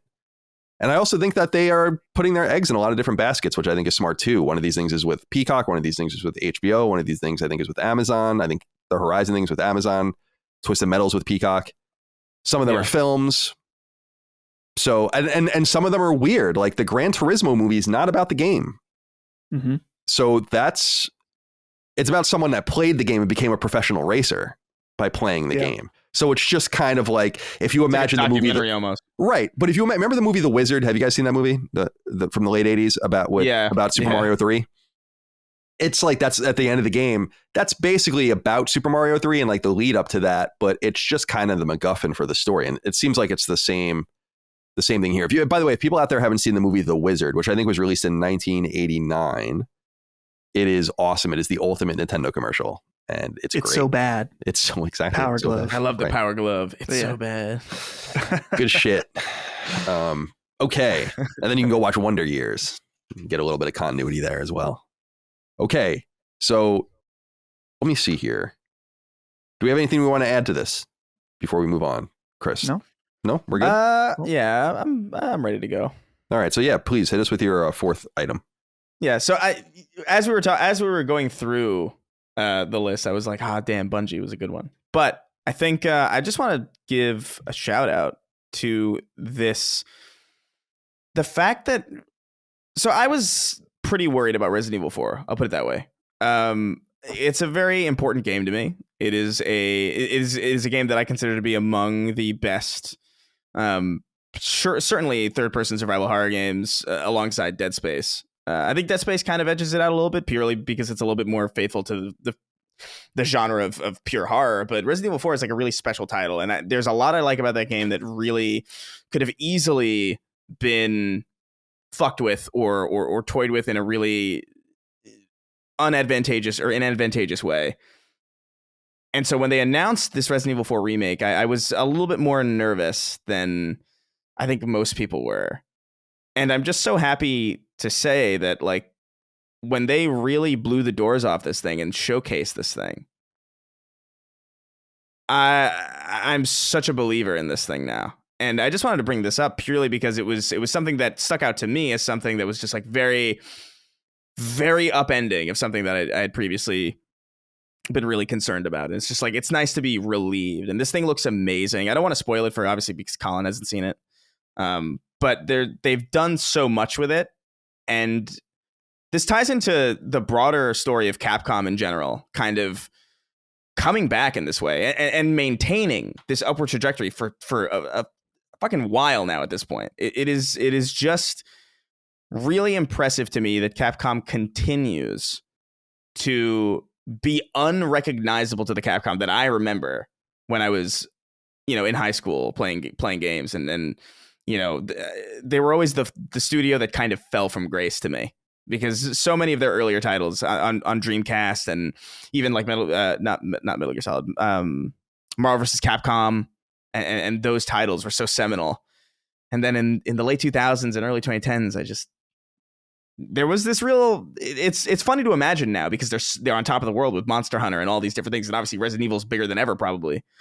But there was a point in time where I thought they might go away. Like I was not confident in the future of Capcom early in the 2010s. And so to see them just come back in this way and go back to a game that is so seminal and so important, a game they really had to get right, change a lot about it, like really go in and change a lot of, like, Resident Evil 4 Remake does not look much like Resident Evil 4 at all in a holistic sense. And for them to go in and fuck with it in a way that looks so good and so faithful, despite not looking identical, that's a massive. It might be too early to call it a success, obviously, because the game's not out yet. But that showcase was a big deal for me this year, because it just, I don't know, it felt like a studio finally understanding what's special about a game and making changes, not for the sake of changing, but for the sake of serving that initial potential. And that was a big one for me this year. Right on. Yeah, it's been hard to kind of not pay attention to RE4 because I'm really excited to finally play it, and we will be doing that soon enough. And Capcom's renaissance is just very notable because it's funny. It was one of its very own in Keiji Inafune, who's one of my very favorite developers of all time, although he's fallen off. I mean, obviously, which is sad, but he's the one himself that stabbed Capcom in the heart, basically, by saying, this shit sucks and I'm out. And that's basically what happened. And I remember being astounded by that. He was just like, for people that don't remember, Keiji Inafune basically went on record to say the Japanese games industry sucks. And I think that was a wake-up call. I don't know that he gets a lot of credit for that, because I think that I think alienated him from a lot of different groups and a lot of different people. And that's why I don't think you see him very much anymore. He's done some things, but had some things fail too, even in Kickstarter form. And of course, Mighty Number 9 was fucking awful. Just an absolutely awful game. I couldn't even believe it that he could have come up with something that bad. And I'm sure that was a stark wake up call to Capcom to be like, damn, dude, like, we have a defector that was responsible, a big producer, not only with Mega Man, but he produced Onimusha, he produced Dead Rising. He did a lot of different stuff, and he was there since the 80s. So I just think that was kind of a shocking wake up call. And now we have a Japanese industry that is very much alive. And I think Capcom has a lot to do with that. I think PlayStation has a lot to do with that too. But specifically, it's not PlayStation games that are made in Japan that have a lot to do with that. So it's not really Japanese per se. Do you have anything you want to add, Dustin? I think Chris said everything really well. The only small thing that I'll add is just that I'm so glad that it's soon, because it'd be hard to wait after seeing that presentation. This game looks fire. Just really, really good. So looking forward to covering that game and playing it next year. Okay. My fourth item is about The Last of Us Remastered. And what I wrote here in my document was The Last of Us Remastered reminds everyone how insane that game was. I know it's in an 88 on Metacritic, which I think is strange, but The Last of Us, and I know we talk about it a lot, here's where I've identified with this series, and because it's not really going to come up too much as far as the games are concerned in 2023. I think we're going to be talking about the show, and then I think we're going to be talking a lot about factions. Yeah, and who knows? We might be seeing factions soon. You might want to get factions out for the show. I mean, who the hell knows what the timeline is on that? I don't have any idea. But this, I think, may be more lined up for the show. But I just wanted to say this, that The Last of Us Remastered, or let me back up before I even say this. This is what I wanted to kind of preface it with. I think The Last of Us needs its champions. And it's very popular and common to kind of shit on it.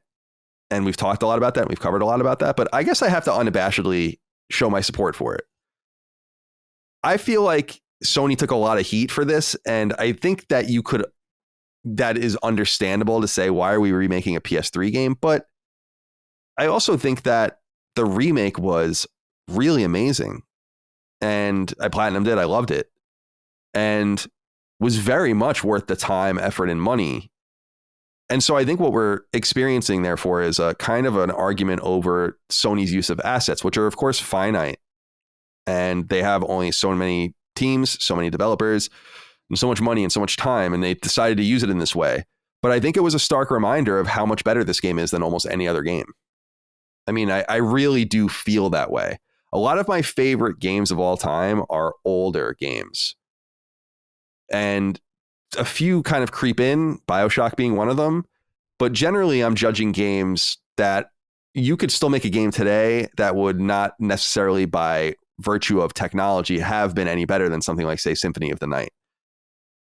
But with these games, you would expect there to be a much more of a climb, The Last of Us to start a trend. But in fact, it didn't.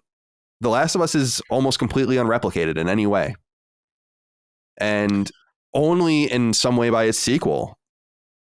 And I think I think it's an extraordinary game. I'm glad that I was reminded of it, though it was contentious and didn't even seem to sell exceptionally well. This might be one of those long-term plays when the show comes out. People get their PS5s again for Christmas. They're a little more casual. Dad plays it. You're a kid. You're into, whatever it might be. Yeah. I don't know. I want to just give a passing and parting shout out to that game.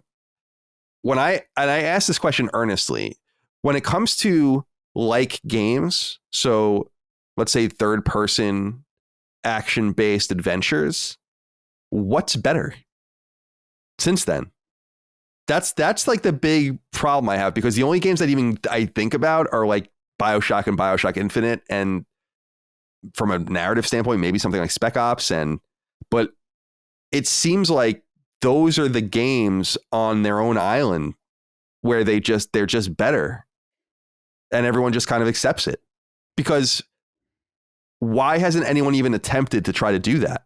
To try to tell something so emotionally powerful? It's because I think it's really hard. And I don't know. I just think the game, people shit on it because I think it's cool, but I still think it remains the high watermark along with its sequel. And I personally think The Last of Us Remastered very much worth $70, in my opinion. I don't think it's even that anymore. I don't think you can even spend that much on it anymore. Yeah. I want to correct you real quick. It's The Last of Us Part 1. The Last of Us Remastered. I'm sorry. You're right. I just want to save you. Yeah. No, thank you. You're right. Part 1. I'm fixing my notes so that I put it in the doc, or in the write up for the show. Yeah. So The Last of Us Part 1. You're absolutely right. And we'll see how the HBO show is. I'm somewhat optimistic. Again, I don't think it's necessary, but here's the thing. I forgot to bring this up on the show when we discussed those posters. They are really going out of their way to not call this a Naughty Dog game or have anything to do with PlayStation. Like, it doesn't say it anywhere. There's no iconography on the posters. It says something like it actually in the title from Chernobyl, from the guy that did Chernobyl, and based on a video game. So it doesn't even say like the hit PlayStation game, or it doesn't even have a PlayStation logo. It doesn't say Naughty Dog. Very interesting.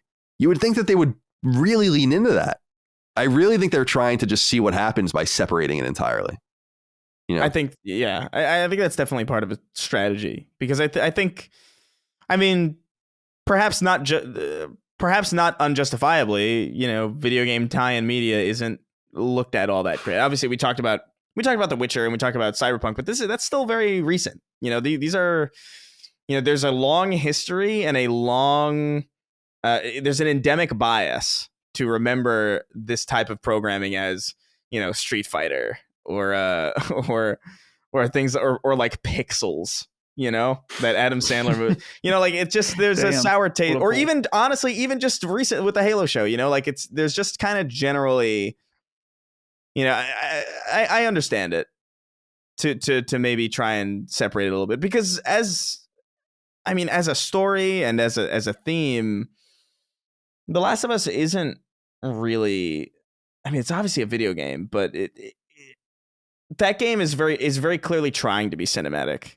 You know, it's very clearly trying to be more of a filmic experience, and I think maybe they're just trying to lean into the fact now that it's actually in that medium. Just let it breathe as that which it was always kind of attempting to emulate in some way. Okay, very well said. And thanks for the save, part 1. Last of Us Part 1. Go check it out. Very much, again, if that's not worth $70, I really don't know what is. I gotta be, I don't know what anyone wants at this point. All right. Let's finish strong, shall we? Dustin, what is your 5th item? Oh, hell yeah. We're definitely finishing strong. And that is the reveal of Kingdom Hearts 4 this year. And when I wrote this down on my list, I wrote Kingdom Hearts 4 was announced and it looks weird as fuck. What is going on in this game? We've got a realistic looking Sora in a realistic looking city in Tokyo, I think, or somewhere that at least looks like Tokyo. And I've had a long time to think about this game because I really did want Kingdom Hearts 3 to be the end. I'm with Chris. Chris brought up this idea about the death of finality a few months ago, and I've thought about it ever since he brought it up. And I want things to end. And so I thought that maybe I could be free of Kingdom Hearts. I can move on with my life, this thing that I love and at times despise at the same time. Then I thought about it some more and I thought, well, this really is appropriate for what it is. This makes the most sense that the fever dream goes on forever. Mm-hmm. Yeah. I mean, maybe we're in hell. That's something we also need to consider. But either way, I'm glad that at least what they showed is that this is clearly a turning point for the series. They're trying to do something different. And I'm just along for the ride. I'm like strapped in at this point. Whatever they throw at me, whatever. Maybe it'll be good. Maybe it'll be bad. But I'm just glad it's kind of weird, I guess.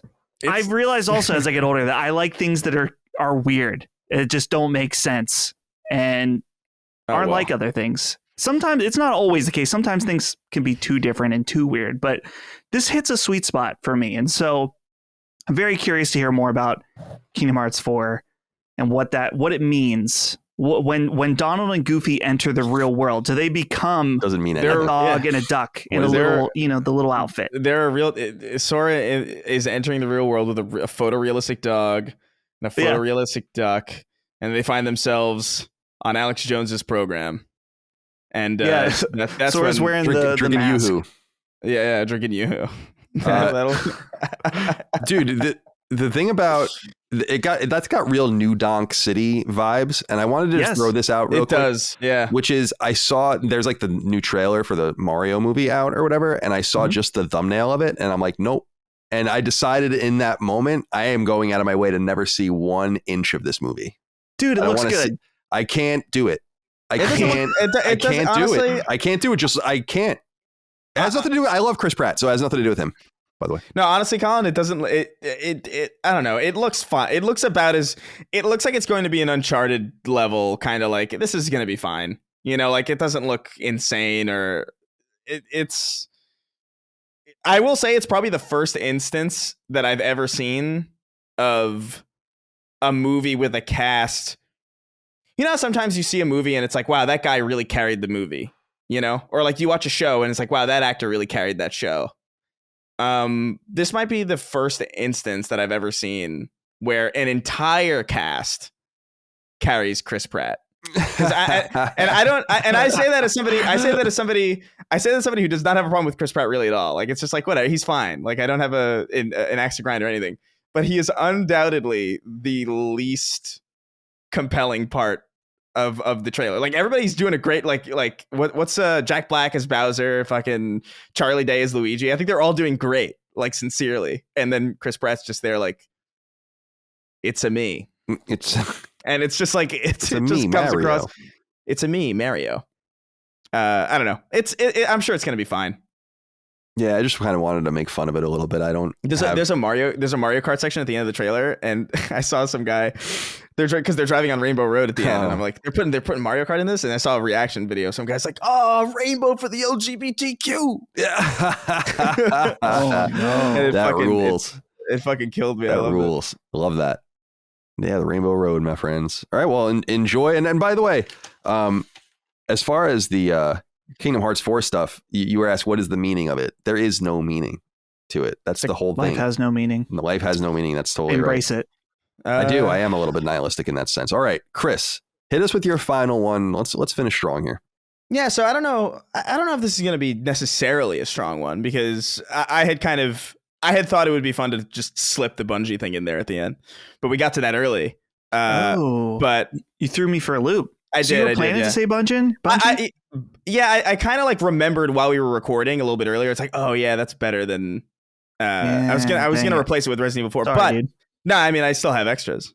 But I sincerely think that one of the most fun littler things that I can remember is this goddamn pirate game, this Skull and Bones, persisting, just continuing to exist in this very bizarre state of just like the studio's really excited about it and no one cares. They had that video where like all the like, look at all our players talking about how much fun they're having, and they're supposed to be like streamers and stuff, but like I've never seen these people ever, and it's just like, who are these people?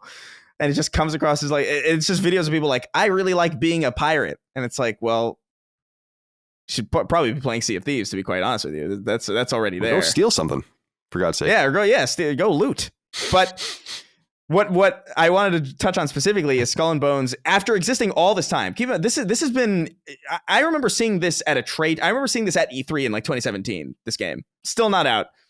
Had a release date confirmed for this year, the same day or the day before God of War and Sonic Frontiers, and then in like the last 2 weeks, they were like, "Nah, we gotta run. We gotta run. We can't compete with Sonic." So we gotta go to next year, and I'm sure that game is going to come out, and it's going to be just as. I don't know who's excited for this. I don't know. I haven't talked to a single person who has mentioned Skull and Bones ever. It's the definition of, I think. Well, we'll see. I mean, maybe they have something. Maybe they think they have something, but it seems like a sunken cost. Like, that's the epitome of it. At some point, you just got to pull. Yeah, exactly. You got to pull out. We always talk about how Sony spent more than $100 million apparently on that canceled Santa Monica game. That's fucking brutal. That's a brutal write down, dude, for a company of Sony size. And they did it because they felt like it was best for the brand. Now, we'll see. Ubisoft, I don't know, man. I don't know what's going on with them. I think they're going to change hands, and something's going to happen with them. Yeah, that was part of why I wanted to bring it up too. Just the general kind of, I mean, Ubisoft. I mean, we talked about how Capcom is in the middle of a resurgence, or like not even in the middle necessarily, but like they've been just surging for so long. And there was a time where I thought that they might be on their way out. Ubisoft is kind of at that point right now where like, I don't know what the hell they're doing. Their games are getting canceled or delayed indefinitely, or they're being announced and then immediately canceled. Like days later, they're announcing VR projects for Splinter Cell and then canceling them, and then being like, oh wait, no, just kidding, it's actually real. And then they're doing these mobile games, and Beyond Good and Evil 2 is still in development hell. It's now officially the longest. It's officially now surpassed Duke Nukem Forever. Just crazy. Yeah, that's incredible. That should never happen again. Like, that should not have been possible, but it's happening. And obviously Prince of Persia with that whole thing, it's like it is, you know, that SpongeBob meme where it's like the where it's in his head and like everything's on fire and like there's people like on typewriters. Yeah, it's like that. Like that's how I imagine Ubisoft right now. It doesn't feel like they have any semblance of leadership or any idea of what they're doing. Then they come out with. That's another thing too. They take Assassin's Creed off of a yearly schedule, right? And or off of the persistent annualization, and then they make these like, you know, Odyssey, or the most recent ones, and they're really big bloated games, and it's different, and a lot of people don't like them, but a lot of people do. They've reinvented the series in some way, and then they're like, hey, you ready for 10 Assassin's Creed games? It's like, what's going on? What is I don't know. I really, it is utter chaos at Ubisoft from the outside looking in. Maybe there's like a method to the madness, but I have no fucking clue. X-Defiant existing at all. Like I wonder about that game. I really wonder about that game, if that's even going to end up coming out. I don't think so. Last time anyone's even said anything about this game. I can't. Let me see. In March 2022, the game was rebranded as a Ubisoft original, dropping the Tom Clancy's Universe title, and is expected to feature characters from other Ubisoft franchises. That's right. But yeah, so nothing in almost a year about How do you it. Cancel a Splinter Cell VR game. Do you understand how perfect that is? Sam Fisher literally wears goggles. Like, that is so... You couldn't ask for a better IP to do that with. I don't know, man. Tom Clancy's canceled. Yeah. We'll see about all this. Yeah, I know. He sold to Ubisoft when he was still alive, baby boy. It's like, oh man, oh man. What did you do that for? I have a theory that what's keeping the lights on at Ubisoft is they have a generator with jumper cables hooked up to Tom Clancy's grave, and they just harness the energy of him spinning indefinitely. Yeah. So they can they yell things at him like, the Soviets have nuclear missiles, and then he starts getting like that crazy, alternate history energy. The terrorists are coming, and then he's like, starts spinning faster, and I think you might be right. All right, my final addition here is, I thought this was incredibly peculiar. In fact, I think that this is one of the most peculiar stories that has happened in a while, and I'm saddened that I don't think more people are sharing my opinion on this, which is EA chases Capcom with a Monster Hunter of its own. This, of course, has a new patina over it, because as of the time we're recording this, it was just revealed that Monster Hunter Rise is migrating from Switch and PC and coming to PS4 and PS5 very soon, and it will be on Game Pass, which means it's going to be huge over there. And so I think EA is kind of bummed about this, and this seems very intentional, by the way, on the part of EA, or on the part rather of Capcom. Although I don't think they probably can move that fast. I think maybe they are trying to move that fast, because it's the date for the game, which was just announced, is January 20th. So it's literally 6 weeks away, or 6.5 weeks away from when we're recording this. So what's so peculiar about this to me is I didn't think EA had it in them to see the advantage of working with a company like Koei Tecmo. It gives me a little bit more respect for EA, which is a company that is largely diminished in my mind over the years, especially as I kind of ceased playing. I would play a lot of Madden, I'd play a lot of NHL. Those are good series, plus some of the various games that would come out that I enjoyed, like Battlefield 1 and so on and so forth. But they weren't for me. Army of Two I really liked back in the day, some random stuff like that. But Koei Tecmo is an unusual bedfellow for them. And then it's like a level deeper, because they go to Koei Tecmo and they work with Omega Force, which is one of the few options that they have there as far as their studios are concerned, Team Ninja being the other big one.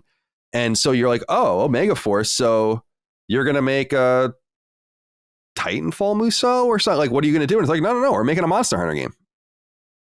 And I think that's so strange. Now, it's important to remember that Omega Force had a seldom played PS Vita game that was also on PS3 and the later PS4 called Tukaiden. And this was a Monster Hunter clone that didn't do very well. So they've definitely experimented with this in the past. But I think that there's so many interesting left turns in this story. It's like, okay, EA. So then that brings something up in your mind, right?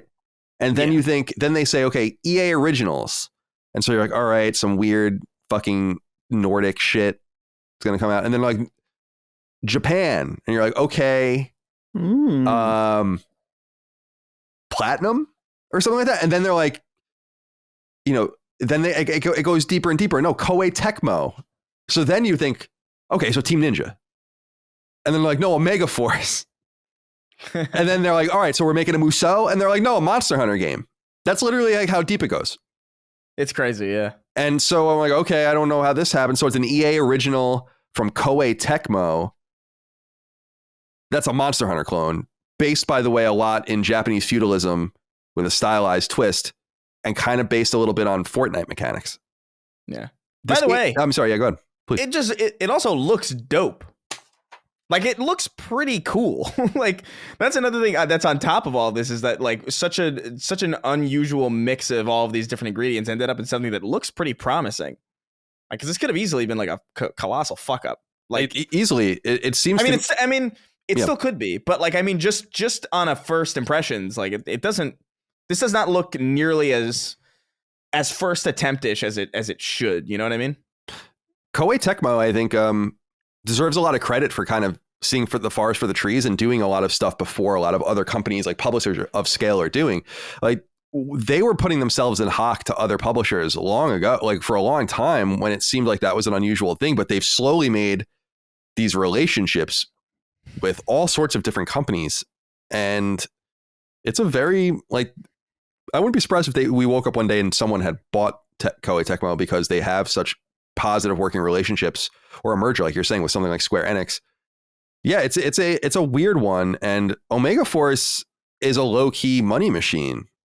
So to use them in this a more unusual way as a gambit, I think it's basically combining EA's financial heft with the ability to make this game. And Koei Tecmo seems to love to mitigate risk as well. I mean, just by virtue of these Musou games that are constant.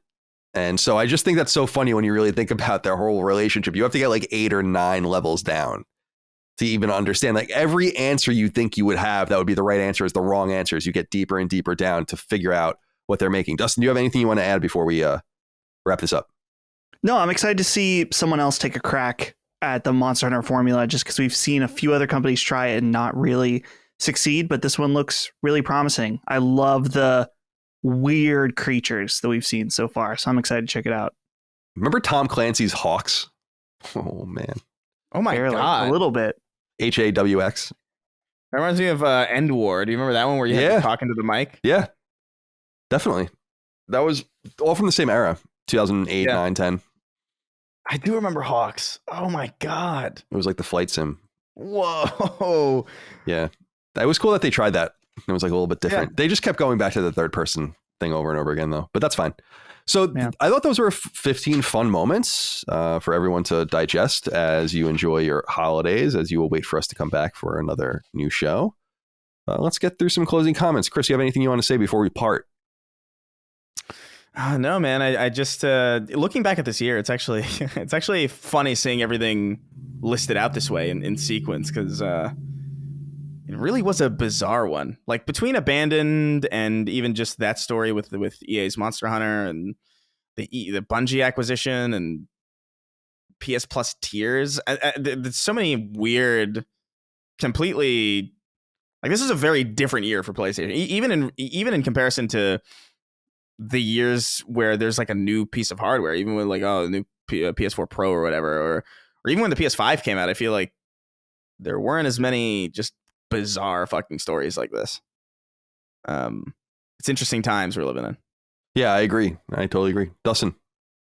Yeah, and I think to just add to that next year I think is going to be insane. A lot of delayed games coming out, kind of the end of the COVID era when it comes to game development, kind of seeing stuff come out finally. So next year will be crazy as well. So hopefully crazy good. Because it seems like it right now. I mean, it's looking promising, because I honestly, Skull and Bones is gonna crush. Dude, sweep.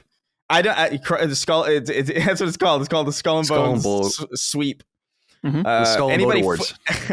Anybody foolish enough to release a game around Skull and Bones, I feel sorry for you, son. Yeah. Well, that was enjoyable, and I think I was going through our list here. It's funny because let me see, 1, 2, 3, like 4 of these have anything to do with PlayStation specifically, of the 15, which goes to show you how slow of a year was for PlayStation generally. And that's why I think we're in for something exciting and interesting in 2023. Well, Dustin, do you have anything you want to say before we go? Nope. I think that's good. Hopefully everyone's enjoying their Christmas break. Hopefully we are. So God willing, right? God willing, I'm on Christmas break. Last year it didn't work out too well for me. I just was working anyway. So hoping to get away. That would be very nice. But in the meantime, hope you enjoyed this episode. Thank you so much for your love, kindness, and support on Patreon and elsewhere. We'll see you next time for more. Until then, goodbye. See ya. Take care, guys. Sacred Symbols, a PlayStation podcast, is a product and trademark of Last Stand Media and Collins Last Stand LLC, and is proudly recorded in the USA. The show was conceived by, is written by, and is directed by me, Colin Moriarty. My co-hosts are Chris Raygun Maldonado and Dustin Furman. The show is produced by executive producer Dustin Furman. It's edited by associate producer Ben Smith. All of Last Stand's theme music is by my best friend, Ramon Narvaez. As you know, all of Last Stand's shows, including Sacred Symbols, are fan-funded on Patreon at patreon.com/laststandmedia. The following names are at the producer level on Patreon, our highest tier, and we're grateful for your thoughtful and kind contributions to our independent endeavor. Thank you.